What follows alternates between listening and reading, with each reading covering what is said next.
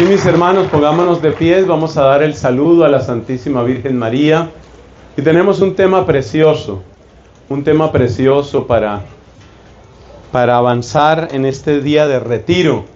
Me estoy acordando del padre Emiliano Tardif. Ustedes saben que Dios le concedió a él tantos milagros, incontables milagros. Pero él decía: yo no soy un hacedor de milagros, yo soy un predicador de retiros. Y él decía que era un retiro espiritual cada encuentro. Los milagros nos ayudan a sentir que Dios está cerca, pero indudablemente es un retiro espiritual lo que estamos haciendo aquí. Entonces, con mucho amor, pedimos la ayuda, la intercesión de la Virgen María. Dios te salve María, llena eres de gracia, el Señor es contigo.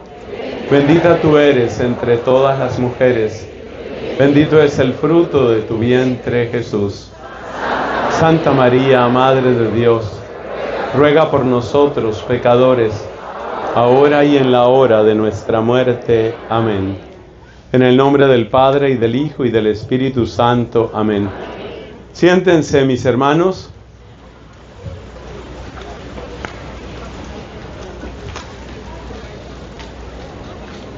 Cuando Cristo predicaba, la gente a veces le entendía y a veces no le entendía.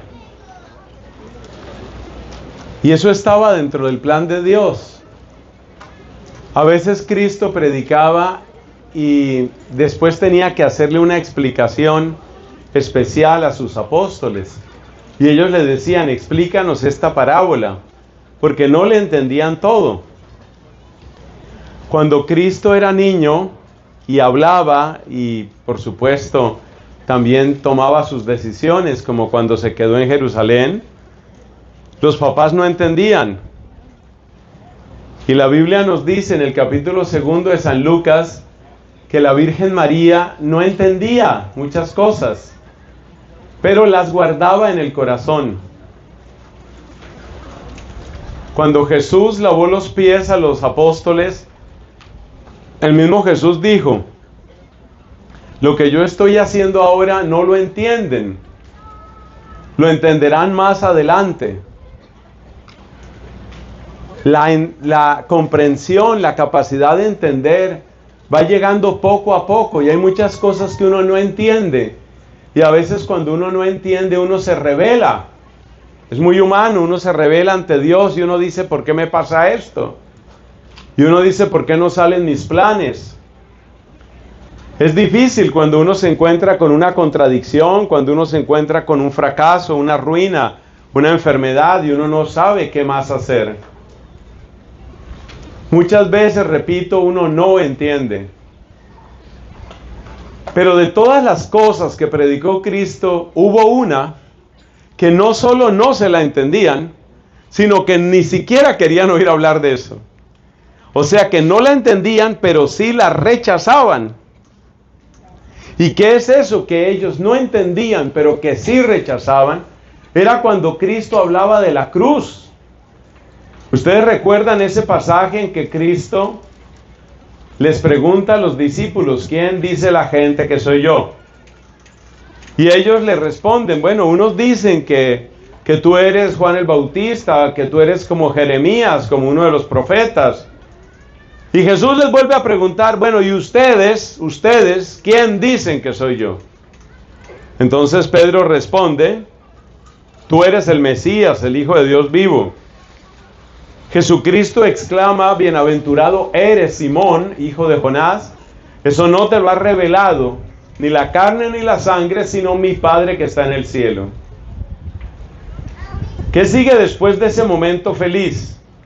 Que Jesús empieza a explicarles que Él, que se llamaba el Hijo del Hombre, que Él tenía que padecer.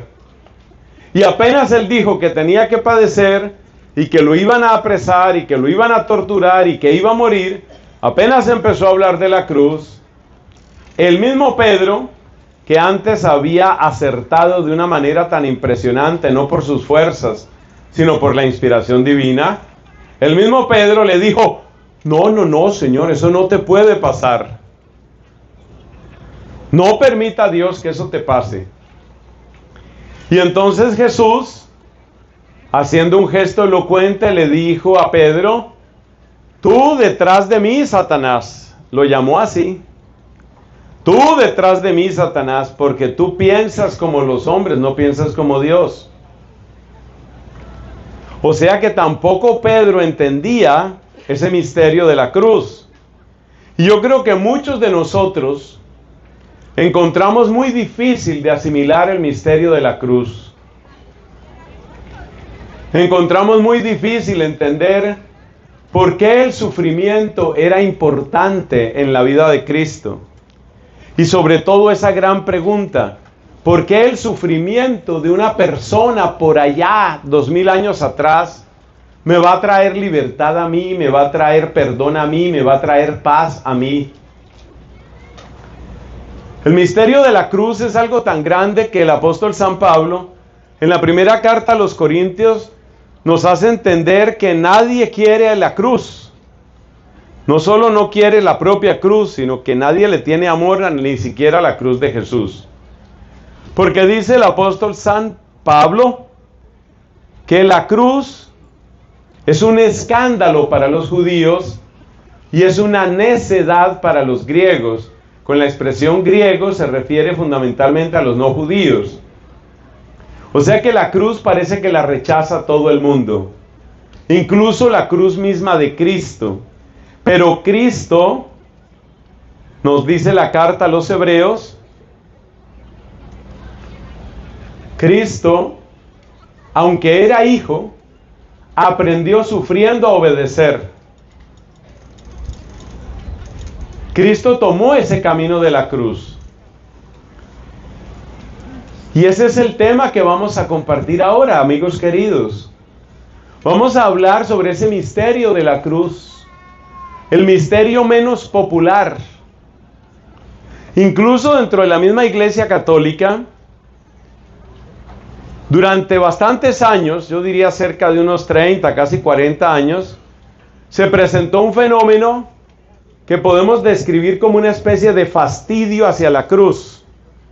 Y por eso usted se encuentra en algunas iglesias que reemplazaron las imágenes de Cristo crucificado, las reemplazaron, por ejemplo, con imágenes de Cristo resucitado, como tratando de que fuera menos escandaloso, tratando de quitar un poco el escándalo de la cruz, porque la cruz es escandalosa.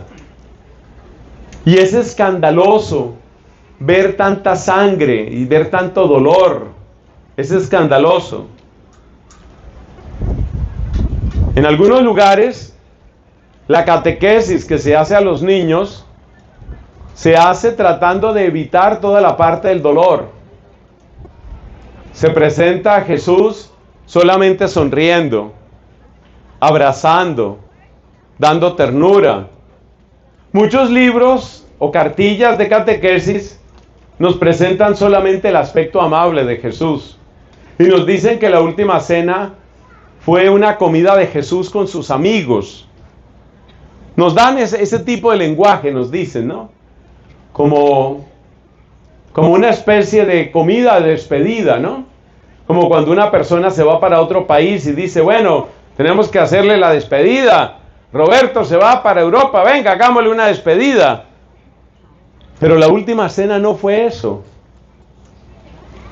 Todo esto es para decir que la cruz también en nuestro tiempo es un misterio difícil de comprender, muy difícil, y es un misterio que uno lo rechaza mucho.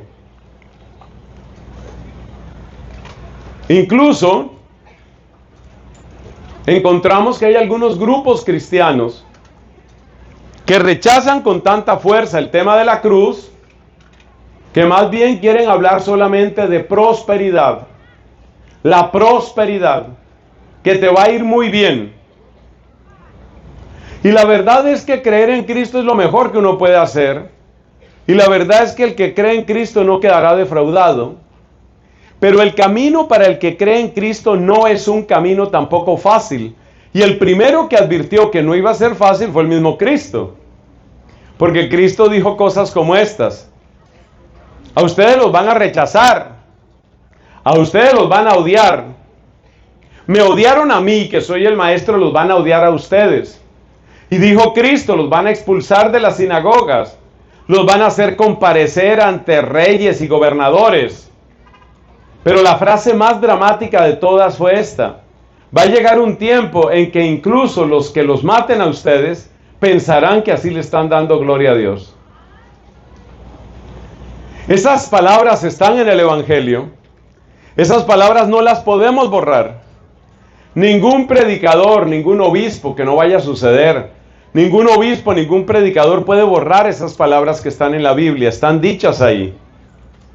A nosotros lo que nos corresponde es tratar de entender esas palabras, tratar de descubrir el valor de salvación que tienen esas palabras y luego aplicarlas a nuestra vida. Una amiga muy querida, una amiga mía, tiene una historia preciosa, un testimonio bellísimo. Por cierto, ella está empezando en YouTube. Y es posible que ustedes quieran escuchar el testimonio completo de esta mujer. Ella se llama Lina y el apellido de ella, el apellido es Stella, empezando con la letra S. El apellido, no es nombre, sino apellido, Stella. Lina Constanza Stella se llama ella. Y tiene un testimonio muy importante, y en el canal de ella, que es un canal pequeñito, pero que va creciendo, ella cuenta su testimonio. Porque en ese testimonio ella cuenta, por ejemplo, que duró 20 años fuera de la Iglesia Católica. Ella estaba en un grupo protestante, y en ese grupo protestante pues hablaban mucho sobre el poder de Dios y cómo Dios te bendice y cómo Dios cambia tu vida, y todo eso es verdad. Pero tapan, ocultan la parte de la cruz. Y resulta que Cristo también habló de cruz. Entonces me cuenta, y lo cuenta en público, Lina, que ella, pues durante su tiempo, sus 20 años de protestante, obviamente tuvo amigos también protestantes. Uno de esos amigos, por ejemplo, se murió de cáncer. Y a medida que la enfermedad iba avanzando, pues este hombre se hacía muchas preguntas por su propio sufrimiento, se preguntaba mucho. Y resulta que el pastor protestante no tenía una respuesta para ese sufrimiento. Lo que podían hacer era como prometerle que sí se iba a curar, nunca se curó. Y finalmente este hombre murió, hasta donde sabemos, un poco en la perplejidad. En la perplejidad porque no había una respuesta para su dolor. Con lo cual quiero decir que excluir la parte de la cruz, tachar en la Biblia las menciones a la cruz no arregla nada, porque la cruz de todas maneras va a llegar a tu vida. En forma de traición, en forma de accidente, en forma de enfermedad, en forma de lo que sea. Y si tú no tienes una preparación, si tú no tienes formado el corazón para cuando lleguen esas situaciones, de todas maneras te van a llegar y de todas maneras no vas a entender. Nosotros no somos adoradores del sufrimiento. Y como bien explicaba el padre Chucho en su predicación, nosotros tampoco somos los resignados. No se trata, yo no voy a predicar aquí contradiciendo a mi hermano sacerdote y a decirle simplemente resignémonos. Porque la resignación siempre es un acto exterior que esconde una amargura interior. La resignación es tapar la rebeldía que tengo por dentro, la rebeldía por algo que no me debería suceder. Y la resignación no resuelve nada, esa resignación típica, hay sentidos muy espirituales de resignación. Pero la resignación típica, que simplemente es aguante y aguante y aguante, pues esa no resuelve nada. Una vez en otro evento le escuché al padre Mario, que también ha estado aquí predicándonos, le escuché una expresión que me gustó mucho. Y él dijo, hay sectas protestantes, una muy famosa, que dicen, pare de sufrir, pare de sufrir. Esa es una secta protestante, entiendo que de origen brasilero. Y decía el padre Mario, la vida cristiana no es un pare de sufrir, porque el sufrimiento va a llegar. Pero la vida cristiana tampoco es un sufra sin parar. O sea que cuando nosotros hablamos de la cruz, lo que estamos predicando no es sufra sin parar. Lo que nosotros estamos predicando de la cruz es algo diferente. Y el desafío que ustedes y yo tenemos en este momento es tratar de asomarnos a ese misterio, tratar de entender ese misterio, tratar de discernirlo. Porque una vez que empezamos a descubrir ese misterio de la cruz, sufrimos menos y sobre todo sufrimos mejor. Oye esa expresión, sufrimos mejor, porque hay maneras de sufrir que te destruyen y hay maneras de sufrir que te construyen. Eso también lo dijo el Padre Chucho en una de sus predicaciones. Nos dijo eso, 2 personas pueden pasar por las mismas situaciones y el uno creció y el otro se derrumbó. Y el uno aprovechó eso para volverse una persona sabia, fuerte y compasiva. Y el otro, en cambio, se llenó de amargura y de venganza y de agresión. Entonces necesitamos sabiduría, porque no hay una vida humana a la que no le vaya a llegar alguna forma de sufrimiento. Y cuando Cristo nos habla de la cruz, no está simplemente aguándonos la fiesta. El propósito de Cristo cuando habla de la cruz no es algo así como aburrirnos o amargarnos. El propósito de Cristo cuando nos habla de la cruz es mostrarnos que la cruz no tiene la última palabra y es mostrarnos que hay una victoria, que hay una Pascua. Hay una Pascua. Así como Él pasó por la cruz, aquí tenemos esta hermosa cruz. Él pasó por la cruz, pero no se quedó crucificado, no se quedó muerto, pero pasó por la cruz. Entonces, nosotros predicamos sobre la cruz porque queremos aprender a pasar, no quedarnos, pasar por el misterio del dolor, pasar por el misterio de la cruz. Y la persona que aprende a pasar por el misterio de la cruz, aprende también a superar las cosas que vienen del pasado, especialmente las cosas que vienen de la familia. Porque no hay familias perfectas. Bueno, creo que la familia de Nazaret sí. Pero las familias de ustedes y la mía siempre han tenido problemas. Siempre hay deficiencias, siempre hay vacíos, hay conflictos, hay dolores. Entonces, la predicación de la cruz no es para que nos quedemos en el dolor, por supuesto que no, sino para saber que viene, saber que está y saber que unidos a Cristo es un dolor fecundo, es un dolor que acaba en Pascua, es un dolor que acaba en victoria. Y negar el misterio de la cruz no te prepara para vivir, sino te prepara para fracasar, te prepara para la perplejidad y para la amargura. Pero es uno de los temas más difíciles, un tema muy difícil. Yo le agradezco a los organizadores todo lo que han hecho para que tengamos este hermoso evento, pero al mismo tiempo digo, Dios mío, qué tema que me han dejado. El misterio de la cruz. Entonces, ¿por dónde vamos a tomar ese misterio? Yo quisiera apoyarme en Isaías capítulo 53, donde se hace una descripción extraña de lo que va a ser el servidor, el auténtico servidor de Dios, o como lo llama la Biblia, el servidor o el siervo de Yahvé. Y una de las características del servidor de Dios es varón de dolores, lo llama. Varón de dolores, acostumbrado a sufrimientos. Como una persona que desde el principio ha sufrido. Y la verdad es que si miramos la vida de Cristo, nos damos cuenta que la pobreza, la carencia, la humildad, la marginación, no fueron palabras, sino que fueron realidades para Cristo. Empezando por su mismo nacimiento. No se nos olvide la palabra que dice San Lucas. No había lugar para ellos en la posada. No había lugar para ellos. O sea, imagínate una mujer en trance de dar a luz, que además es una extranjera. Ellos eran extranjeros en Judea porque ellos venían del norte, venían de Galilea. Imagínate una mujer que está en trance de dar a luz, con todo lo que esto ya tiene de complejo, de doloroso en muchos casos. Y en esas situaciones no hay un lugar donde dar a luz, no hay un lugar donde parir. Y finalmente todos lo sabemos, pues tienen que irse hacia las afueras de Belén, y es en un establo, en un establo. ¿Tú sabes qué significa originalmente la palabra pesebre?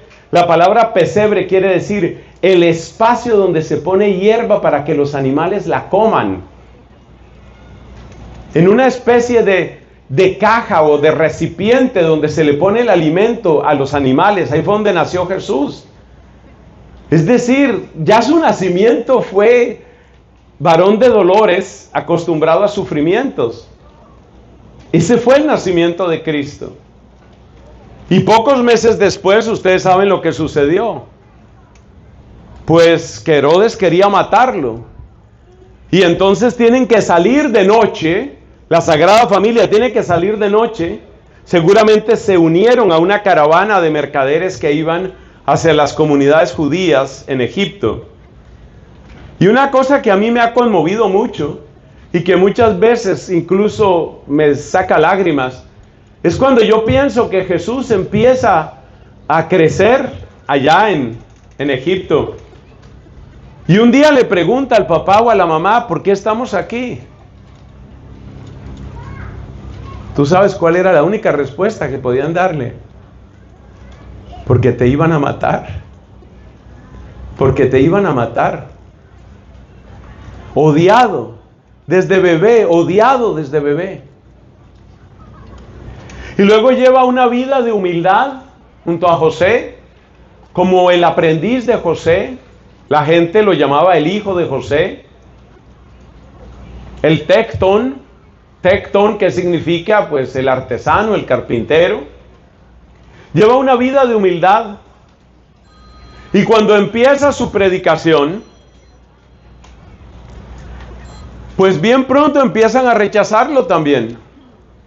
Bien pronto los fariseos sienten, este es raro, este es un tipo raro, no está hablando de lo que nosotros hablamos, este es un tipo raro, y empiezan a buscarle, como ya describíamos en otra predicación, empiezan a buscarle por dónde acusarlo, hacerlo quedar en ridículo, hacerlo caer. Le hacen preguntas difíciles, tratando de que se equivoque.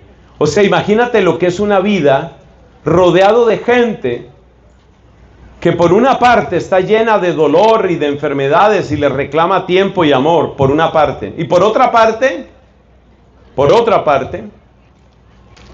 lo atacan y se burlan de él y quieren denunciarlo. Esa fue la vida de Cristo. Sirviendo hasta el agotamiento, entregándose hasta el agotamiento. Hay un pasaje en el Evangelio en el que dicen que los terminaron una sesión impresionante, predicación de milagros. Y dice el Evangelio que a Jesús lo llevaron a la barca tal como estaba. Toma esas palabras. Lo llevaron a la barca, lo llevaron. O sea, ¿cuál era el nivel de cansancio? Estaba desmayado. Se había quemado, se había gastado todo. Lo llevaron a la barca. ¿Y por qué dice tal como estaba? Porque estaba deshecho. Ahí fue cuando él se quedó dormido. Dice el Evangelio que se quedó dormido. Dormido no es la palabra. Él no estaba dormido, él estaba desmayado. O sea, había trabajado por nosotros enfermos, por nosotros pecadores, por nosotros, había trabajado mucho más de la medida. Había agotado su cuerpo y había seguido derecho y había agotado lo último de su recurso hasta quedar absolutamente exhausto. Se gastó por nosotros, se entregó por nosotros. Y eso no es fácil. Pero mientras él estaba entregándose de esa manera, sus enemigos estaban pensando cada vez más cómo acabarlo. Fue a su pueblo, a Nazaret. Y allá en Nazaret le citó un texto del profeta Isaías que termina diciendo que él estaba anunciando el año de gracia del Señor. Pero los de Nazaret eran muy regionalistas. Nazaret queda en la región de Galilea. En la región de Galilea la ciudad más importante es Cafarnaún, o era Cafarnaún, ciudad pesquera, ciudad de comercio. En Cafarnaún Cristo había hecho muchos milagros. Cuando Él llega a Nazaret empieza por predicar, no empieza por los milagros sino por la predicación. Y los nazarenos le dicen, bueno, ¿y por qué aquí no hubo milagros? O sea, se pusieron celosos. En Cafarnaún sí hiciste una cantidad de milagros y ahora vienes aquí que a predicar. ¿Dónde están los milagros aquí? Y no le creían. No, a ver, ¿dónde están los milagros? Y tanto se disgustaron con él que en un momento dado alguno dijo, oiga, deshagámonos de este tipo. Y empezaron a empujarlo los paisanos, los de Nazaret. Empezaron a llevarlo a empujones hasta el borde de una especie de pequeño abismo en donde se alza la ciudad de Nazaret. Y alguno dijo, ya tirémoslo, como si fuera basura. Esa fue la vida de Cristo. Entonces, el primer punto para entender este tema de la cruz es entender que la vida de Cristo fue la de un varón de dolores acostumbrado a sufrimientos. Y es necesario que entendamos que los sufrimientos de Cristo vinieron de tres cosas. Dos de ellas son bastante externas y hay una que es muy profunda, que es muy interna. La primera razón del sufrimiento de Cristo es el agotamiento mismo en el servicio. Como ya describimos con aquello de que lo llevaron como estaba hacia la barca. Eso de servir y servir y dar y dar y dar es extenuante. Y yo sé que varios de ustedes me entienden porque hay varias actividades humanas en donde eso sucede. Piense usted, por ejemplo, lo que le pasa a veces al sacerdote. Perdón que ponga en primer lugar ese ejemplo.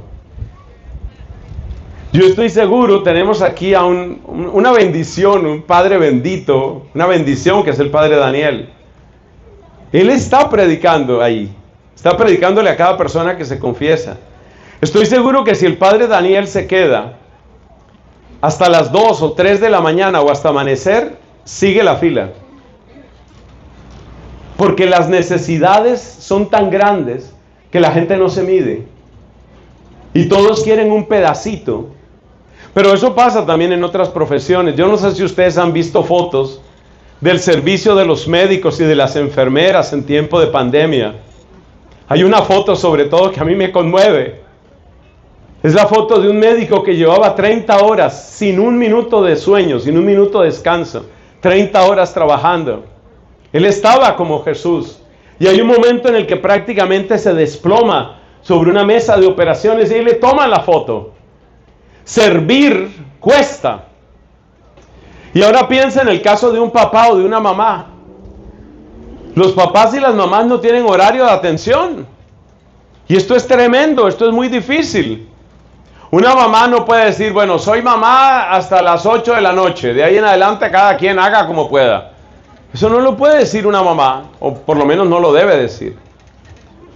Entonces, parte del sufrimiento de Cristo es el sufrimiento de donarse. Esa es una parte, donarse. Y eso cuesta. Y lo que más cuesta de donarse no es la parte física, que ya es bastante. Lo que más cuesta de donarse es la parte emocional. Es el sentir que los demás te tratan como si fueras un cajero automático. Los demás te tratan como si fueras una estación de servicio de gasolina. Los demás te tratan simplemente sacando de ti, sacando de ti. ¿Y lo mío? Hay un momento en la predicación de Cristo en que el apóstol San Pedro empieza a sentir que se le acaba la gasolina. Y entonces el apóstol San Pedro le dice a Cristo, oye, nosotros lo hemos dejado todo y te hemos seguido. ¿Qué nos va a tocar? Porque era mucho dar. Es mucho dar. Y recuerda, el mucho dar no es solamente el cansancio físico o el cansancio intelectual. Es el cansancio emocional. Y otra cosa más profunda que se llama cansancio existencial. Que es el sentir que tu vida no importa. Que en el fondo tú no importas. Muchas personas, y eso nos puede haber pasado a muchos, Cuando vamos al médico, nosotros no pensamos en que el médico también tiene problemas. Cuando vamos al psicólogo, no pensamos en que el psicólogo tiene problemas. Cuando vamos donde estos especialistas o incluso donde el sacerdote, lo que nosotros pensamos es, ¿qué me va a dar esta persona? Cuando vamos donde la religiosa, que es muy generosa, lo que pensamos es, ¿qué me va a dar ella? Y ese continuo dar significa que tú no importas, significa que tú simplemente estás en función de otros. Y eso produce un cansancio, un agotamiento que no es solamente intelectual, sino que es también emocional y existencial. Y esto lo viven muchas mamás. Y esto produce un fenómeno que se está estudiando hoy. Y ese fenómeno se le suele llamar burnout. Burnout es que estar como quemado. Entonces muchas personas están experimentando eso. Y hay mamás que dicen, no sé por qué me siento así, yo siempre quise ser mamá, pero esto está muy duro. Pero esto está muy duro porque no tiene vacaciones, porque cansa, porque es un sacrificio. Apareció la palabra. Apareció la palabra por primera vez en esta predicación. Es un sacrificio. Un sacrificio que a veces se complica. Yo he visto papás y mamás llorando porque tienen un hijo que consume sustancias. Llorando porque tienen un hijo rebelde, grosero, o un hijo o una hija que ha perdido la fe. Y ese sufrimiento interno está ahí, está todo el tiempo, y eso no se va. Y ese es un sacrificio, porque ¿a quién se lo pasas? Me decía una señora, a veces me provoca como envolverlos y mandárselo a alguien. ¿Pero a quién? ¿A quién le vas a mandar ese hijo? Y si tienes un problema de un hijo que está en la cárcel, y hay muchos papás y muchas mamás que están sufriendo por temas de la orientación sexual de sus hijos. Aquí siempre predicamos desde el respeto, y aquí predicamos el respeto a todos. Pero también es verdad que respetar no significa que uno esté de acuerdo con todo. Y hay muchos papás, es que yo tengo que hablar de esto porque yo he visto las lágrimas de papás y de mamás. ¿Qué hago yo con mi hija que está en esta situación? Y la única respuesta que te da el mundo y la única respuesta que te dan los doctores es: tienes que respetarla y tienes que apoyarla y tienes que ayudarla a que se afirme en su opción. Pero lo impresionante de eso es que los que dicen eso pretenden conocer mejor a tu hija de lo que tú, que eres la mamá, la conoces. Es decir, tu conocimiento, el conocimiento que tú tienes de 15 años, de 20 años, de 25 años de tu hija, no importa. Lo único que importa es que ahora todo vale. Y tú tienes que ceder, y tú tienes que apoyar, y si no apoyas te demandan. Y si no apoyas tienes un problema. Sé que es un tema delicado, sé que es un tema sensible, pero tengo que decirlo porque yo tengo en este momento una responsabilidad porque me han dado este micrófono. Y cuando a mí me dan un micrófono, yo siempre pienso en los que nunca tienen micrófono.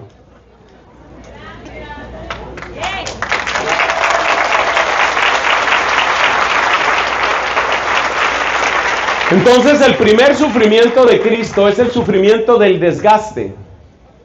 Ese es un sufrimiento muy fuerte, el sufrimiento del desgaste, del entregarse así. El segundo sufrimiento de Cristo, dijimos que eran 3, el segundo sufrimiento de Cristo es ver el odio que se va arraigando cada vez más y se va endureciendo cada vez más en sus adversarios. Hay un pasaje en el libro de Jeremías, el libro del profeta Jeremías, en que este profeta describe su situación, describe su angustia y dice estas palabras: yo no les debo, ellos no me deben, y sin embargo todos me detestan. Y otra expresión que es muy propia del libro de Jeremías es terror en torno, por todas partes, miedo, por todas partes amenaza. Y usted se puede preguntar, ¿y por qué odiaban tanto? ¿Por qué odiaban tanto a Jesucristo? Vamos a tratar de explicarlo. Hay tres motivos por los que odiaban a Cristo, los distintos grupos. Voy a referirme por una parte a los fariseos, que siempre hacían llave con los escribas, por otra parte a los saduceos y por otra parte a los celotas.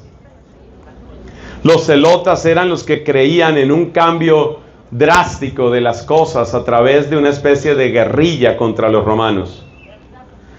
Los fariseos estaban convencidos de que el reino de Dios iba a venir y que el reino de Dios llegaba, pero ellos creían que la manera única por la que podía llegar el reino de Dios era por el cumplimiento estricto de la ley. Ellos veían la ley como una especie de contrato entre Dios y su pueblo. Y ellos decían, la razón por la que estamos viviendo como unos malditos es porque nosotros no cumplimos la parte del contrato, luego la única solución es que todo el mundo cumpla absolutamente todo de la ley. Ellos tenían esa postura, los fariseos, pero resulta que Cristo, cuando empieza a predicar, no empieza a predicar que la salvación está en el cumplimiento de todo lo que pedía la ley de Moisés, porque es que además ya Jeremías había dicho, capítulo 31, ya Jeremías había dicho que esa ley y que esa alianza iba a quedar superada. Él ya lo había dicho, Jeremías. Entonces, ¿qué fue lo que sucedió?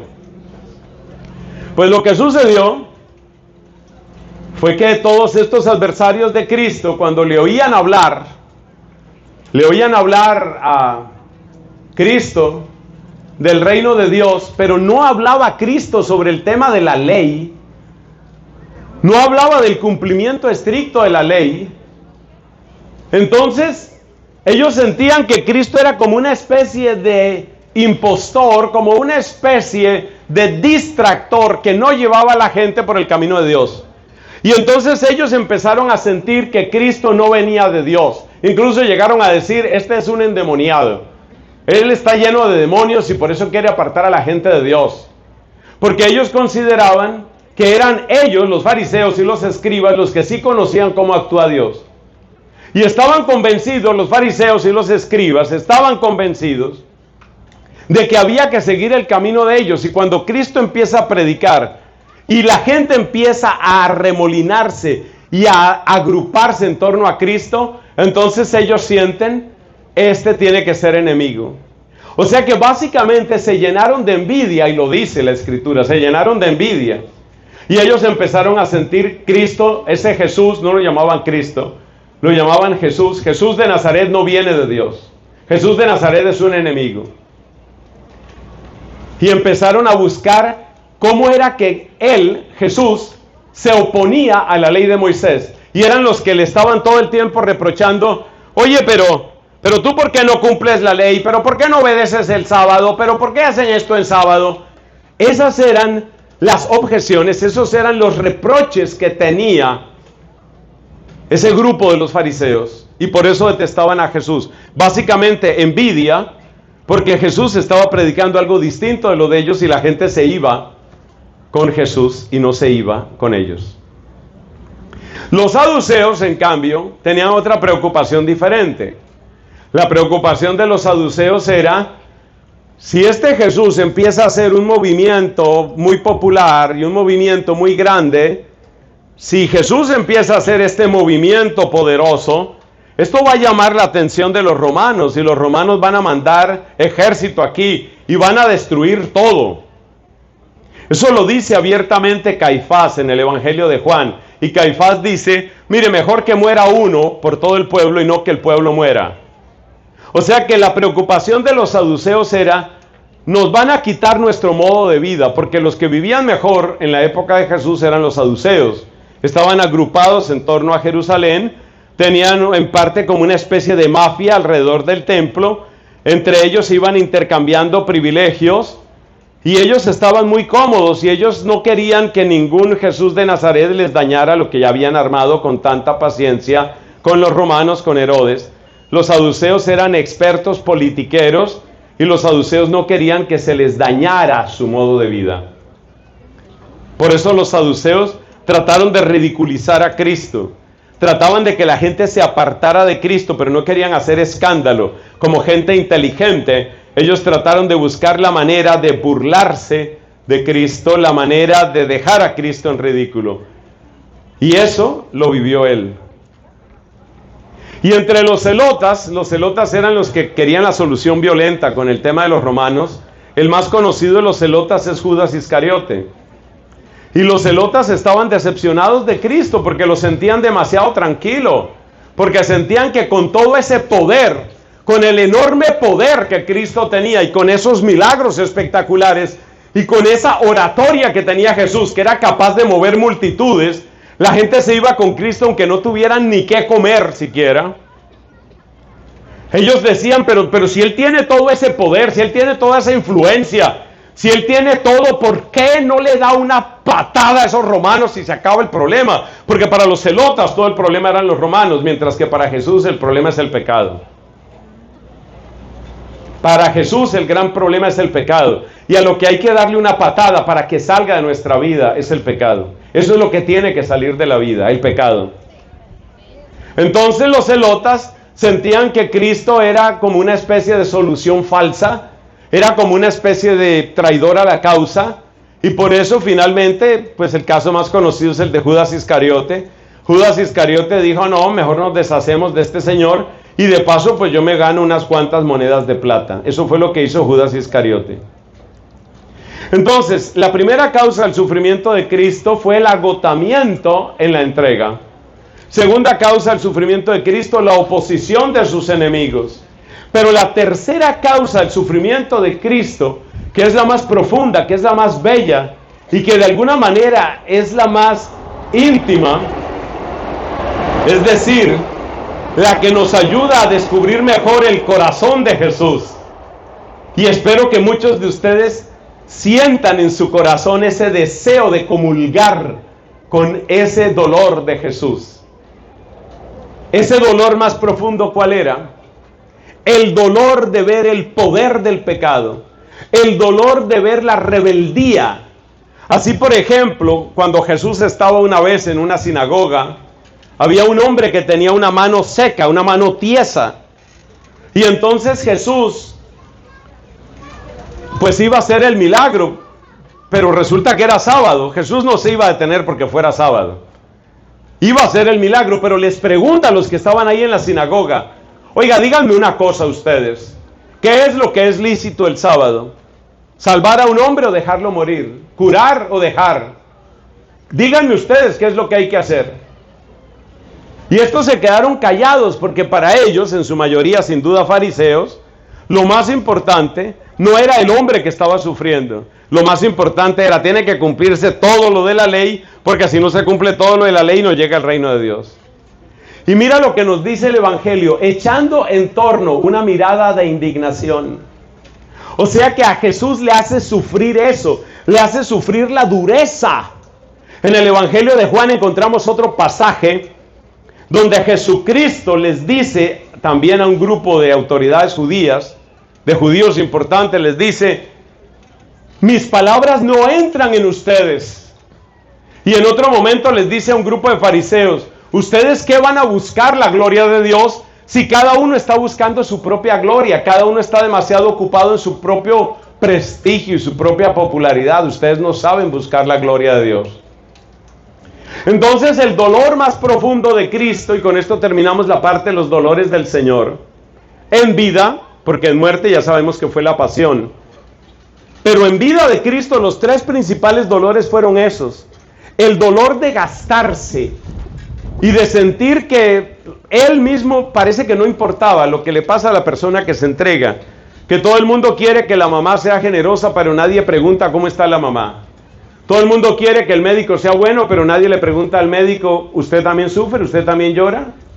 Y así con los demás. Pues eso, multiplícalo por 1,000,000, eso es lo que le pasaba a Cristo. Ese es el primer sufrimiento. Por eso ha habido corazones que se conmueven con unas palabras que dijo Jesús. Jesús dijo en la conversación de la última cena, Jesús dijo, yo tengo muchas más cosas que contarles, pero ustedes no pueden ahora con ellas. O sea, el corazón de Cristo tuvo que renunciar a muchos desahogos, a muchas confidencias, a eso que nos hace tanto bien cuando estamos pasándola mal. Jesús no tuvo a quien contarle muchas cosas. Y por eso existen corazones, y yo creo que aquí debe haber más de uno, corazones que conmovidos por la soledad del corazón de Jesús, le dicen al Señor: yo sí quiero escucharte. Yo no quiero ir a ti solamente para pedirte. Yo no quiero ir a ti solamente para entregarte mi dolor. Yo quiero ir a ti, Señor, para escucharte, para recibir eso que nadie te quiso oír. Y ha habido santos así, y sobre todo santas, porque especialmente la mujer tiene una particular sensibilidad para entrar en esa intimidad con Jesucristo y con el corazón de Cristo.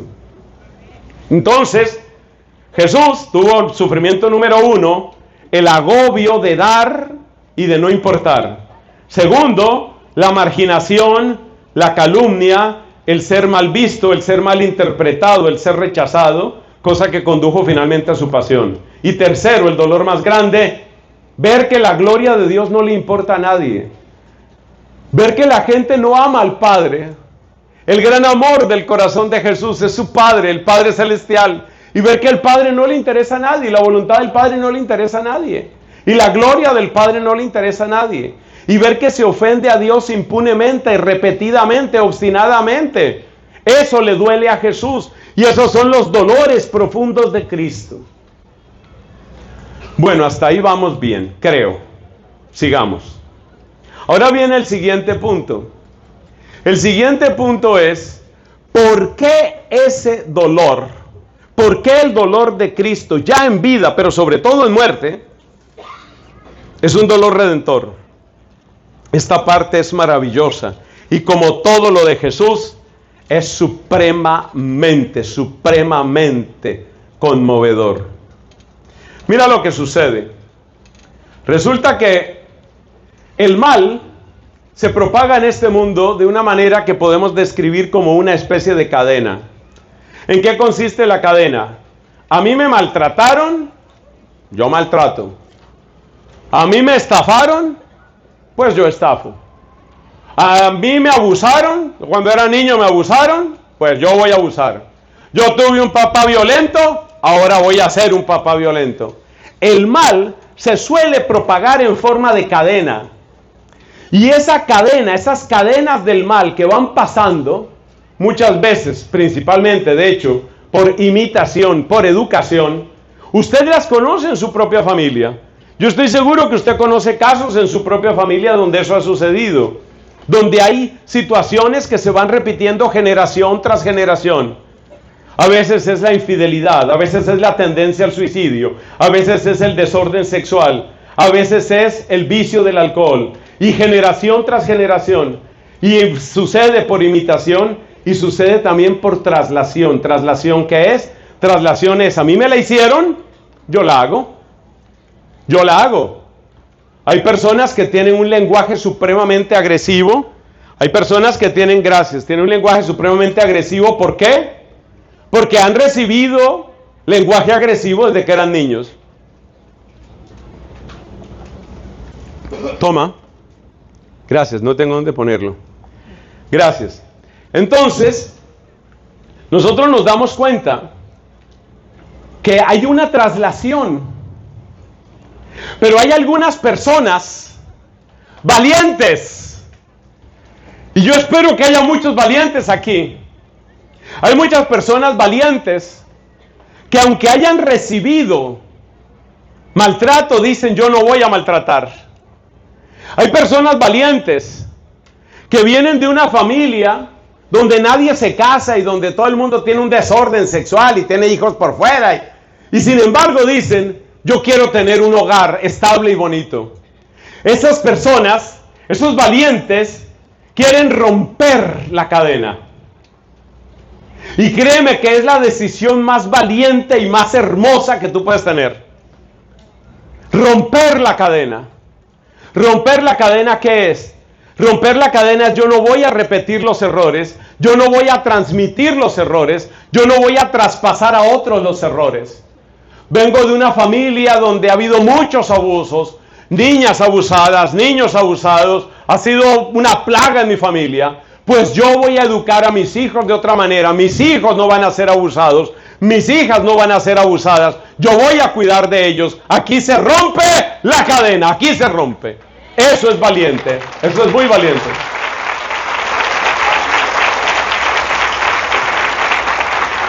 Pero romper una cadena, y estoy hablando aquí de una sola familia, romper una cadena es algo muy difícil, por muchas razones, y una de las razones es una razón espiritual, que también hay que mencionarla aquí. Es muy profunda, y para algunas personas es algo que no existe, yo sé que sí existe. El enemigo malo, cuando logra una victoria en un corazón, es como una garra que se hunde en la carne. No quiere soltar su presa. Cuando el enemigo hunde su garra en una familia, no quiere soltarla. La razón por la que el enemigo hunde sus garras y no quiere soltarlas es porque el enemigo no es creador, el único creador es Dios. Entonces el demonio, para creerse que tiene algo, trata de adueñarse de la creación. Y por eso es tan difícil, tan tremendamente difícil salir de algunos pecados. Porque hay pecados que no son otra cosa, sino expresiones de la garra del enemigo. Y esto lo dice abiertamente Colosenses capítulo 1 y lo dice Lucas capítulo 1.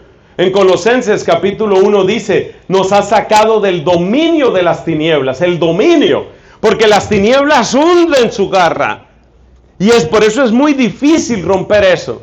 Si usted viene, por ejemplo, de una familia donde todo era violencia y gritos, si usted trata de ser distinto, le va a tocar muy difícil, muy difícil. Pero claro, yo lo invito en el nombre de Cristo, hágalo. Si usted viene de una familia donde ha habido muchísimo desorden sexual, hijos por todas partes, hijas por todas partes, nadie se casa con nadie, abortos repetidos, y usted dice, yo quiero casarme, y yo quiero tener un hogar bien hecho, eso no es nada fácil. Y eso se llama romper una cadena. Y romper una cadena es muy difícil desde el punto de vista humano, porque las expectativas humanas van más en la línea de la repetición que en la línea de la renovación. Es decir, de alguna manera, tu familia de alcohólicos espera que tú seas feliz tomando trago. De alguna manera, la familia o el grupo social, porque no es solamente la familia, el grupo social en el que tú vives, cree en la venganza. Nosotros tenemos en Colombia algunas tribus indígenas, no voy a dar aquí nombres, pero los que sean de Colombia van a saber de qué estoy hablando. Hay tribus indígenas donde la violencia es algo sagrado, la venganza es algo sagrado. Y tú me dirás, pero ¿cómo puede ser sagrada la venganza? ¿Sabes por qué? Porque la idea que ellos tienen es que si los del otro grupo, el otro clan, la otra familia, hirieron a uno de mi familia, es mi deber matarles a uno allá. Y si yo no lo mato, quiere decir que yo no quería al que ellos mataron. Por eso ellos llegan a convertir en sagrada la venganza. Son indígenas, Colombia, que tienen esa idea. Y trate usted de romper eso. Imagínese que usted pertenece a una familia de esas, dentro de esas tribus. Y muchas de esas tribus ya han recibido bautismo católico, pero siguen con esas costumbres. Y entonces, ¿qué pasa? Que si tú estás bautizada, si tú estás bautizado, porque esto pesa sobre todo en los varones, si tú eres un varón bautizado que perteneces a una de esas tribus, y ya eres católico, y hablas español, y hablas también la lengua de ellos, y ya hablas español, y resulta que te matan a uno de tu familia, y tú dices, yo no voy a tomar venganza, se te viene la familia encima, pero te caen encima. Porque ellos tienen su expectativa, porque ellos dicen, es que usted tiene que hacerlo, y si usted no lo hace es que a usted no le importaba el que nos mataron. O sea que luchar para romper una cadena es muy difícil, muy difícil. Hay familias, por ejemplo, donde se educa a las niñas desde pequeñitas, se educa para que sean exhibicionistas, o como se dice en algunos países, mostronas. Hay mamás que van enseñando, desde pequeñas van enseñando a las niñas a que se pongan ropa súper ceñida, que se le vean todas las formitas a las niñas. Es pésima idea, pésima. Y hacen concursos, eso pasa en este país, hacen concursos para que haya maquillaje. Entonces niñas de 7 años, de 9 años ya maquillándose y exhibiéndose y aprendiendo a caminar en pasarela y no sé cuántas cosas. Imagínate que una niña se enamore de la Santísima Virgen María y diga, yo no quiero vivir así, yo no quiero esa ropa ceñida, yo no quiero estarme mostrando, yo no quiero ir al concurso de maquillaje. ¿Te imaginas la que se le arma en la casa? Entonces romper las cadenas del pecado duele. Y aquí estamos entendiendo cosas sobre el misterio de la cruz. Romper eso duele. Si tú vives en una cultura donde tener novio significa tener sexo y tener novia significa tener sexo, y tú eres una mujer que tiene una convicción diferente y tú dices, oye, ¿yo por qué tengo que entregarme a 8 hombres, a 10 hombres o a 20 hombres para que me amen? Eso no es amor. Yo no creo en eso. Yo no creo en eso y yo no voy a hacer eso. Esta niña, esta chiquita, toma esa decisión.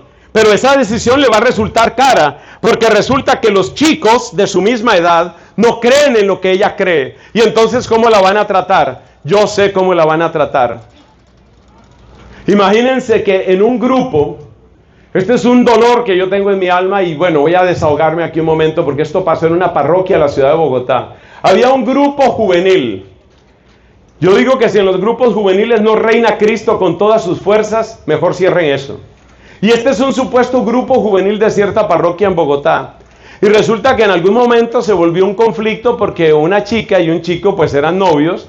Y resulta que esta chica llegó a la conclusión de que no tiene ningún sentido tener sexo si ellos no están casados, si no tienen edad para estar casados y si además pues están todos los problemas del sexo irresponsable. Pues resulta que muchachos y muchachas del mismo grupo juvenil,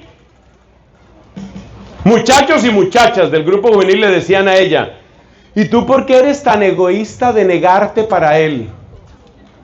La trataban de egoísta a ella porque no quería darle sexo a ese hombre. Entonces, ¿qué te estoy diciendo con esto? Que romper con el pecado cuesta. Cuesta por la expectativa social. Cuesta por la fuerza del mal hábito. Cuesta por la presión negativa de muchos medios de comunicación. Cuesta. Y ahí empezamos a entender la palabra sacrificio. Porque sacrificio es lo que se vuelve sagrado. Y se vuelve sagrado aquello que cuesta, pero tú lo haces por Dios.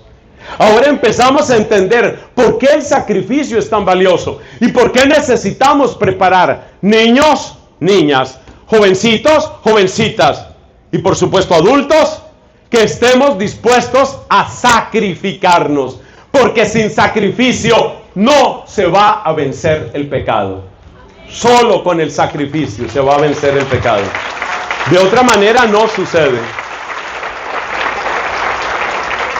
Entonces yo estoy feliz porque veo algunos jovencitos aquí, algunas jovencitas. Y aunque no sé si se me notará, pero yo tengo un amor muy grande por mis jóvenes. Muy grande. Y yo les quiero decir, gracias, aplauso para Cristo, yo les quiero decir, sean valientes. Lo dijo el Papa León en este encuentro, en el jubileo de los jóvenes. Les decía a los jóvenes, sean valientes, apuesten por lo que vale la pena. O como decía el Papa Benedicto, la juventud no se hizo para el placer, se hizo para el heroísmo. Y frases parecidas encontramos en San Juan Pablo II. Es decir, siempre se necesita sacrificio. Siempre. Un buen sacerdote siempre será una persona crucificada. Crucificada no significa solamente que la van a calumniar, que puede pasar también. Sacrificado quiere decir que va a pasar por lo mismo de Cristo. Es decir, va a tener estos dolores que hemos dicho. El dolor de gastarse y a veces no importarle a nadie como persona. El dolor de ser calumniado, de no ser entendido. El dolor de ver que el pecado reina en tantas personas. Esos dolores de Cristo son los del sacerdote y son los de todo bautizado, que tome en serio su bautismo. Ese dolor va a estar ahí y tú no puedes esquivar ese dolor, porque esquivar ese dolor es dejar a Cristo solo en su pasión. Y el reproche que Cristo le hizo a Pedro, Santiago y Juan en Getsemaní va a caer sobre ti. Oye, ¿no pudiste velar conmigo? ¿No se puede contar contigo? Esa pregunta nos la tiene que hacer Cristo a cada uno de nosotros. Y la gran pregunta es, hermano, hermana, ¿se puede o no se puede contar contigo? Esa es la pregunta. ¿Estás dispuesto para contar, para que Cristo cuente contigo así como tú quieres contar con Él? Esa es la gran pregunta. Y si tú estás dispuesto y si tú vas a decir sí, recuerda lo que nos dice Pablo en Colosenses capítulo 1. Completo en mi carne lo que falta la pasión de Cristo. El camino será el camino del sacrificio. Y los mayores sacrificios muchas veces son los que menos espectáculo hacen y son los que menos se muestran. Y yo les puedo asegurar que detrás de los rostros de ustedes hay muchas historias de sacrificio, de amor y de dolor. Y yo desde aquí no las puedo ver y tal vez tú no puedes ver las mías, pero lo importante es lo que vea Dios. Y lo importante es que estás acumulando un tesoro en el cielo, un tesoro en el cielo. Entonces, ¿qué hemos tratado de explicar hasta ahora? Hemos tratado de explicar, primero, que la cruz es un misterio grande, que no le vamos a quitarle misterio. Segundo, los dolores de Cristo. Tercero, hemos explicado que el gran dolor, el gran sacrificio para vencer el pecado, consiste en que el pecado hunde sus garras. El pecado no suelta fácilmente. Y tú tienes que saber, cuando estás rogando por la conversión de una persona, que puede ser tu hermano, tu vecino, tu esposo, tu hijo, tu mamá. Cuando estés rogando por la conversión de una persona, tú siempre piensas que el pecado ya hundió esas garras, le hundió esas garras. No sé si me estás viendo la mano. Hundió esas garras en esa carne. Y hay que pedirle a Cristo Jesús que triunfe por encima de esas garras que se han metido ahí. Y esas garras pueden ser las garras de un vicio, pueden ser las garras de una relación sucia, pueden ser las garras de un pecado repetido, pueden ser las garras de una mediocridad persistente. Y uno se llena de esas garras. Uno se deja llenar de esas garras. Por eso existe un animalito que se llama garrapata. Sí, precisamente viene de ahí. Y tú sabes cómo la garrapata se pega. Entonces, ya entendemos que se necesita sacrificio. Se necesita lucha. No va a ser fácil. No va a ser fácil. Decía el apóstol San Pablo, allá en el libro de los Hechos de los Apóstoles, decía, hay que pasar mucho para entrar en el reino de Dios. Hay que pasar mucho. Y solamente en ese proceso en el que uno busca preservar la gloria de Dios y la obra de Dios en uno, y a la vez uno está luchando por los otros, en ese proceso es donde uno camina hacia la santidad. Hay una imagen bíblica muy bonita que voy a mencionar antes de entrar a la cuarta y última parte de esta predicación. El libro del profeta Nehemías nos cuenta cómo después de que regresaron los judíos, ya terminado el destierro de Babilonia, cuando regresaron, que no regresaron todos, sino los que pudieron regresar, regresaron a Jerusalén, pues era una cosa muy difícil porque nadie iba a reconstruir las murallas de Jerusalén si no lo hacían ellos. Entonces les tocaba hacer de constructores, de albañiles. Pero por otra parte, seguía la amenaza de otros pueblos que querían atacar a Jerusalén y saquear a Jerusalén. O sea, apenas se enteraron de que habían vuelto los judíos, dijeron, pues vamos otra vez a robarlos, vamos a aprovecharnos, están débiles, vamos a acabar con ellos. Y cuenta el libro del profeta Nehemías, y esta es la imagen que quiero compartir, que aquellos judíos que regresaron del destierro tenían que utilizar con una mano la espada. Tenían que cargar la espada para todas partes por si los atacaban. Y con otra mano iban montando las piedras y echando el pegante ese, el cemento ese que utilizaban. Y esa es una imagen de la vida cristiana. Es construir con el palustre, con las herramientas que utilizan los albañiles.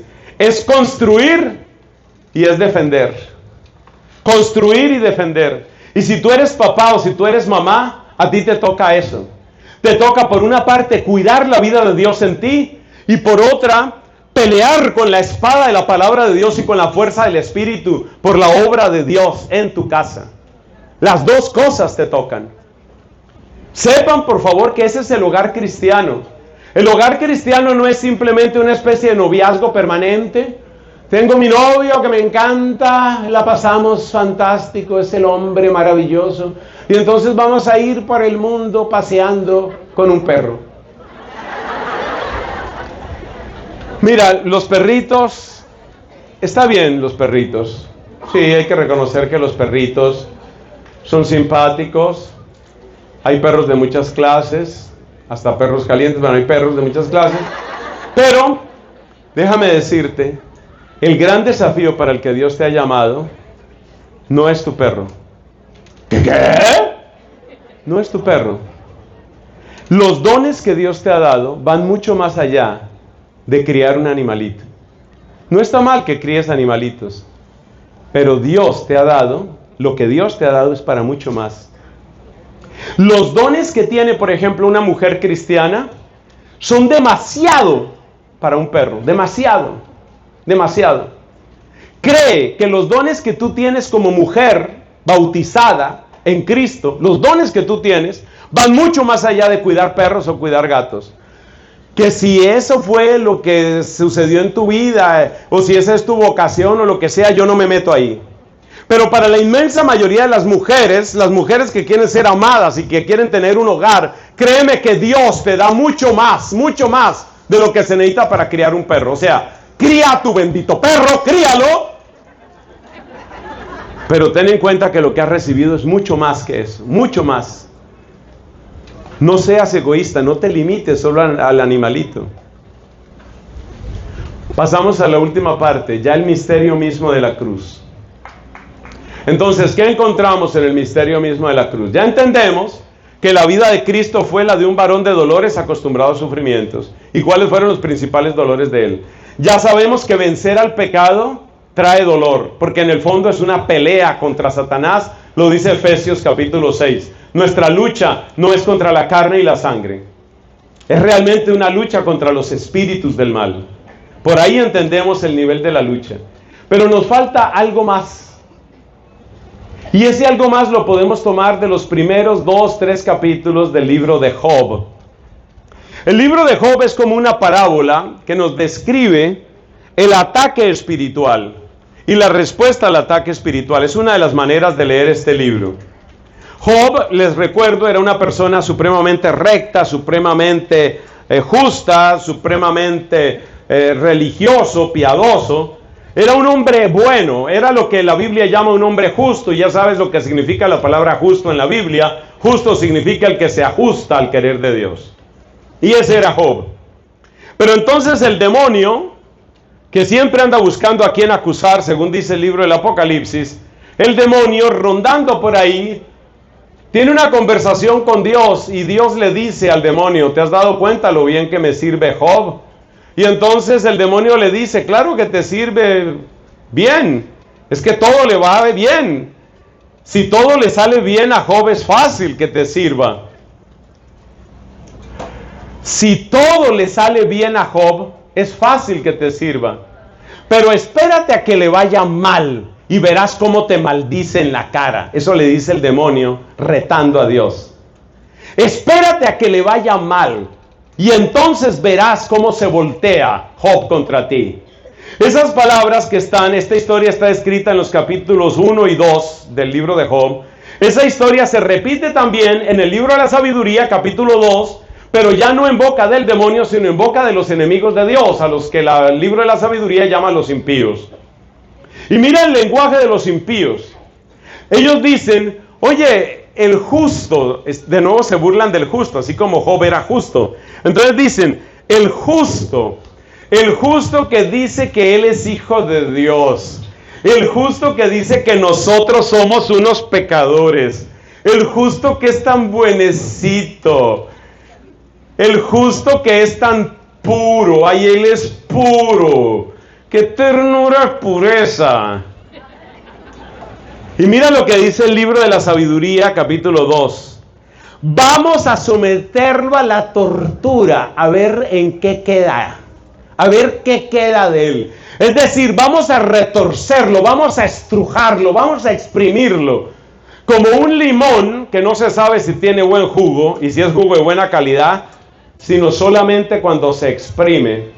De manera que el desafío último del mal contra Dios, ya sea en la expresión de sabiduría capítulo 2 o en la expresión de Job capítulos 1 y 2, la expresión última, la descripción de la obra del mal siempre es: voy a exprimirte, Voy a exprimirte para ver qué es lo que hay en ti, para ver si eres de verdad, para ver si tu proyecto, tú andas diciendo que alabas a Dios, que crees en Dios, que Dios es lo máximo, que tú eres de Dios.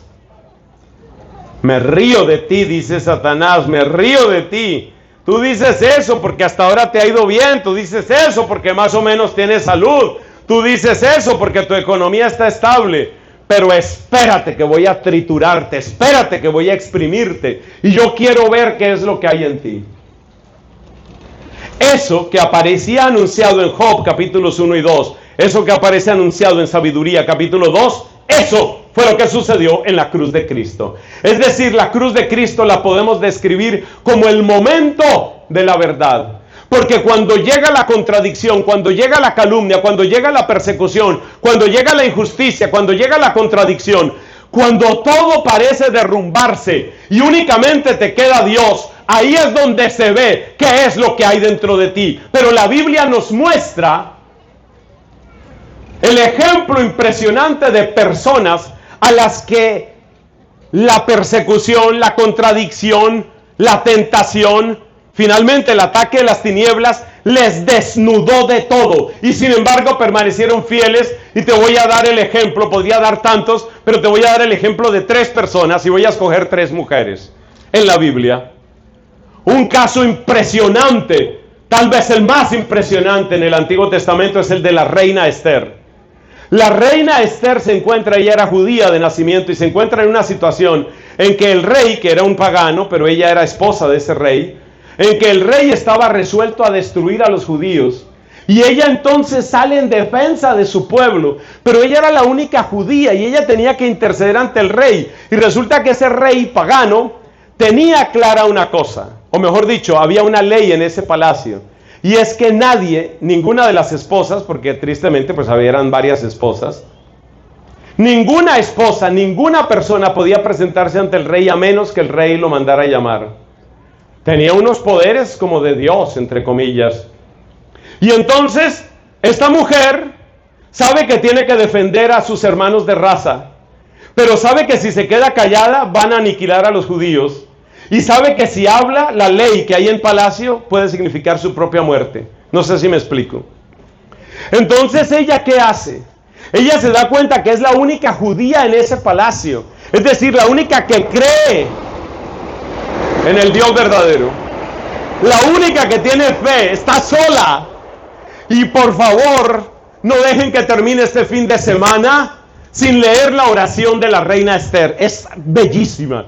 Lo que más me impacta es cuando ella, esta mujer, yo me pongo como en la situación, ella sola en ese palacio, rodeada de paganismo, rodeada de brujería, rodeada de intrigas y de traiciones, no tiene nada, solo tiene su fe, solo tiene a Dios.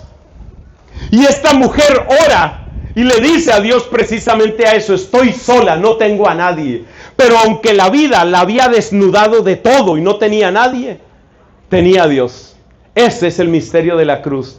Que aunque te quiten todo, no te quiten a Dios. ¿Amén? Amén. Aunque te quiten todo, que no te quiten a Dios. Porque la vida te va a exprimir. La vida te va a exprimir, tarde o temprano. Por vejez, por enfermedad, por traición, por decepción, por contradicción, por. Entonces, ¿qué hizo la reina Esther? La reina oró. Y ella, lo más hermoso, a mí me parece tan tierna, es que la Biblia es preciosa. La manera como ella ora y ella empieza a acordarse, como no tenía nadie ahí en el palacio, ella apela a su infancia. Y ella dice: cuando yo era niña, ella se acuerda cuando ella era niña. Ella se acuerda lo que le enseñaron de niña. Ella se acuerda cómo aprendió a rezar de niña. Y ella trae esos recuerdos para que la arropen, para que la defiendan en ese momento. Ella quiere que esos recuerdos la defiendan. Y después de orar, se arregla, se puso lindísima. La Biblia siempre habla bien de la belleza de las mujeres, bien entendida y bien manejada. Lo cual no le quita, sin embargo, esperanza a las feas. Entonces, la reina Esther se arregló, se puso muy bella, y sin que el rey la llamara, arriesgó su vida, entró en presencia del rey. entró en presencia del rey. Y ella sabía que lo que podía suceder ahí es que la mandaran matar en ese mismo momento. Pero ella se arriesgó porque estaba luchando por su pueblo.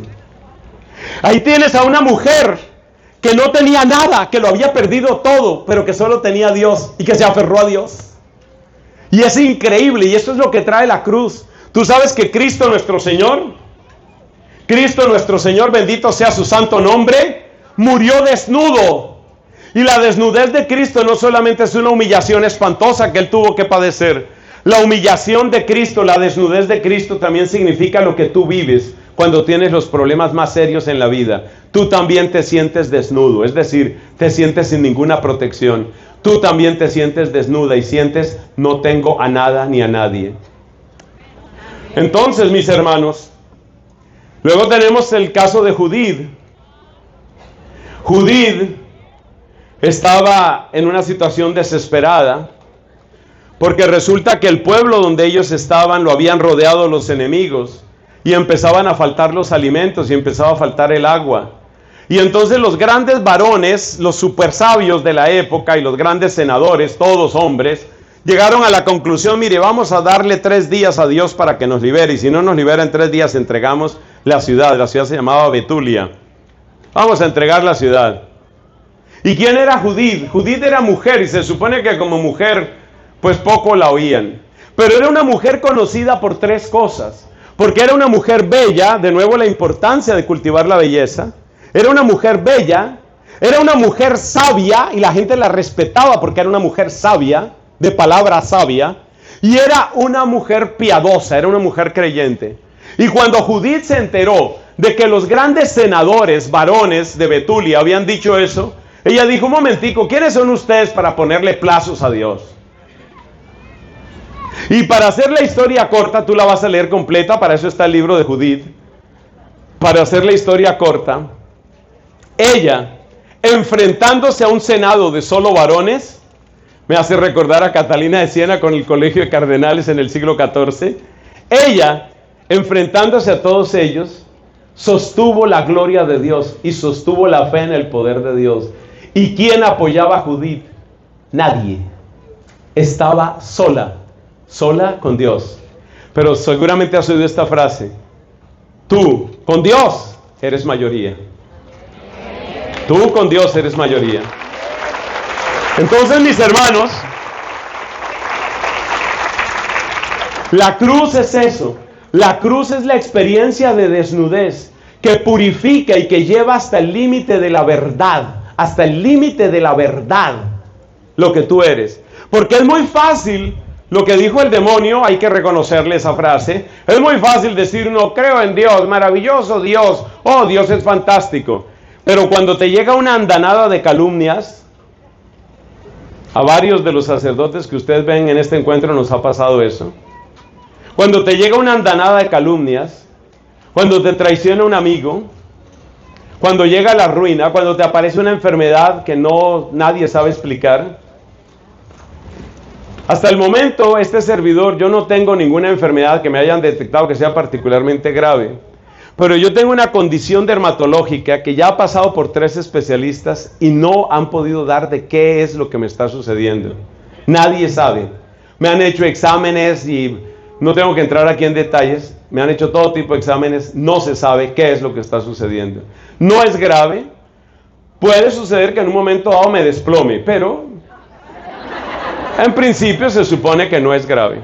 Pero lo que me llama la atención es que no han podido dar. Los médicos, Dios bendiga a los médicos, pero la medicina no lo sabe todo. No hay que absolutizar a los médicos. Los médicos saben mucho, pero los médicos no saben todo y no es culpa de ellos. Entonces, hermanos, cuando llegan esas cosas y te quedas perplejo, ahí tú estás experimentando la cruz. Pero lo que te quiero decir es que cuando te pase eso, en lugar de maldecir y en lugar de levantar los puños al cielo y en lugar de decir ¿por qué a mí? ¿Por qué a mí? Entonces había un amigo mío que le pasaban muchas cosas y él preguntaba mucho ¿por qué a mí? Y entonces otro le dijo, es que Dios escoge las mejores batallas para los mejores guerreros. Esa frase está bonita, ¿cierto? Pero resulta que que a mi amigo le siguieron pasando cosas. Pero ya no decía ¿por qué a mí?, sino ahora decía: Señor, ¿podrías escoger otro guerrero? Ya está como bueno, Señor. Entonces, hermanos queridos, la cruz nos exprime. La cruz es ese momento en el que no te queda otra certeza. Incluso en la búsqueda más espiritual, la cruz existe. Esto lo enseña San Juan de la Cruz. Juan de la Cruz, cuando nos habla de cómo existe algo que se llama la noche de los sentidos, que es la carencia de consuelos externos y emocionales o sentimentales. Y luego llega otra cosa mucho más dura que han experimentado santos como el mismo Juan de la Cruz, como Teresa de Jesús, como Teresa de Calcuta, y que se llama la noche del espíritu, donde tú sientes que hasta tu propia fe se agrieta. Pero ese exprimirte la vida, ese momento en que la vida te exprime, no es para que tú traiciones. Ese momento en que la vida te exprime no es para que tú traiciones. Ese momento en que la vida te desnuda de toda certeza no es para que tú traiciones. Ese momento es para que tú, y este es el tercer ejemplo, como María Santísima, estés de pie, nos dice, ¿no? De pie junto a la cruz estaba María. Ella permaneció ahí. ¿Cómo pudo mantenerse? Desnudo estaba su hijo, desnuda estaba su alma. 1000 veces hubiera preferido ella que los clavos perforaran la carne de ella y no la carne de su hijo. Y las que son mamás me entienden inmediatamente. Hermanos, y allí, desnudada de toda otra certeza, sino únicamente el poder de Dios, allí, despojada de todo, absolutamente vacía de todo, se mostró de qué estaba hecho el corazón de ella. Estaba hecho de bendición, estaba hecho de gracia. Bien nos predicaba el Padre Mario, ella es la llena de gracia.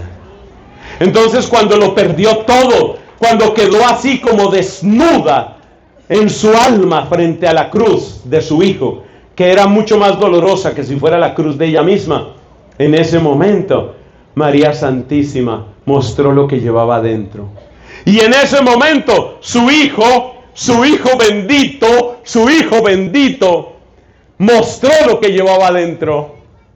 Y cuando murió el hijo bendito, tanto impactó al centurión que nos dice Marcos, al final de su evangelio, en el capítulo 16.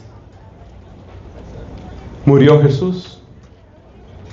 Y el centurión dijo, al ver esa desnudez santa, que no era ya la desnudez del cuerpo solamente, al ver la desnudez santa del alma de Cristo, al ver lo que había dentro de Cristo, dijo, este era el Hijo de Dios. Entonces, ¿para qué es el sacrificio de la cruz? El sacrificio de la cruz es para permanecer fiel a Dios. El sacrificio de la cruz es para romper cadenas. Y el sacrificio de la cruz es para que se revele la verdad de lo que Dios ha hecho en nosotros. Para eso es el sacrificio de la cruz de Cristo. Hermanos, lo que acabo de decir no le quita un ápice de dificultad a la cruz cuando te llegue a ti, cuando me llegue a mí. No quita. Pero si uno entiende estas cosas, si uno las va asimilando, si uno las medita, ¿sabes lo que empieza a suceder? Lo que dijimos al principio.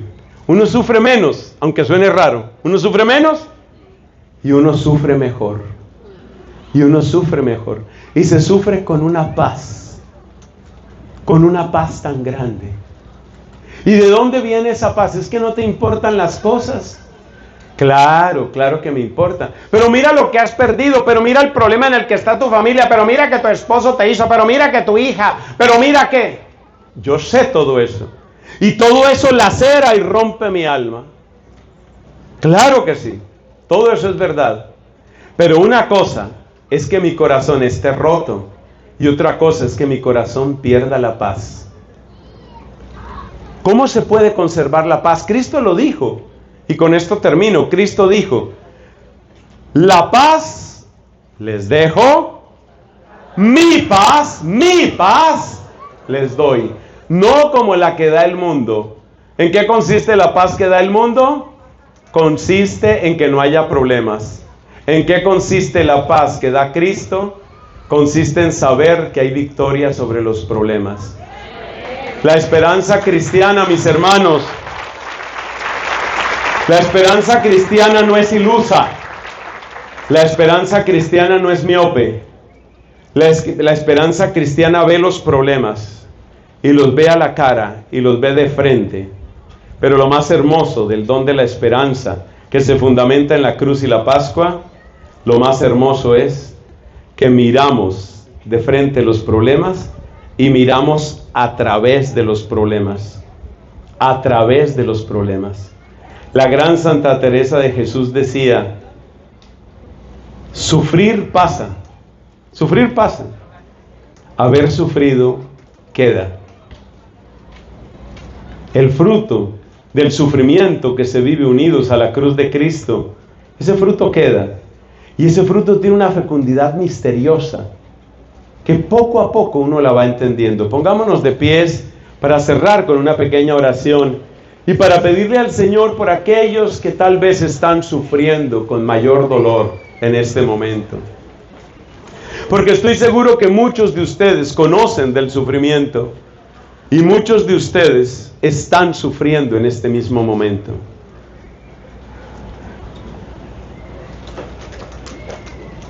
Jesús, somos hijos. Somos hijos de tu cruz. Y en ese sentido somos hijos del dolor, pero que fue dolor de amor. Somos hijos de tu sufrimiento. Y hoy te queremos decir: no sufriste en vano. No se perdieron tus lágrimas. Aquí estamos. Aquí estamos. Somos los hijos de Abraham, numerosos como las estrellas del cielo. Somos los hijos de Abraham, numerosos como las arenas de las playas y del desierto. Pero sobre todo somos hijos de tu amor. Tú rogaste en la cruz, Señor, para que nosotros naciéramos. Tú rogaste, Señor, para que naciéramos a la vida que no muere. Tú rogaste, Señor, y tu oración no cayó en el vacío. ¿Por qué estamos aquí? ¿Por qué han venido estos matrimonios? ¿Por qué han venido estos abuelitos y estas abuelitas? ¿Por qué están esos jovencitos y esas jóvenes que amo con todo mi corazón? ¿Por qué están estos niños? Somos tus hijos. Jesús en la última cena, mis hermanos, se conmovió tanto que solamente 2 veces en los evangelios utilizó la palabra hijos. Y mirando a sus apóstoles los llamó tekna, palabra griega que significa mis hijitos. Somos tus hijitos, Señor, y te necesitamos. Te necesitamos porque a veces se nos agotan las lágrimas. Te necesitamos, Jesús, porque a veces se nos agotan las explicaciones. Te necesitamos, Jesús, porque se nos acaba la paciencia y porque ya no sabemos cómo más orar, porque ya no sabemos a qué sacerdote ir, porque ya no sabemos dónde postrarnos, porque ya no sabemos cuánto más habrá que caminar. Te necesitamos, Jesús, pero sabemos que contamos contigo, que no estamos solos. Sabemos que tú eres nuestra verdad y sabemos que tu promesa no puede dejar de cumplirse. Y tú prometiste: yo estaré con ustedes, nunca sufrirán solos. Yo estaré con ustedes todos los días hasta el fin del mundo. Gloria al Padre y al Hijo y al Espíritu Santo. Yo sé que estás aquí, Señor.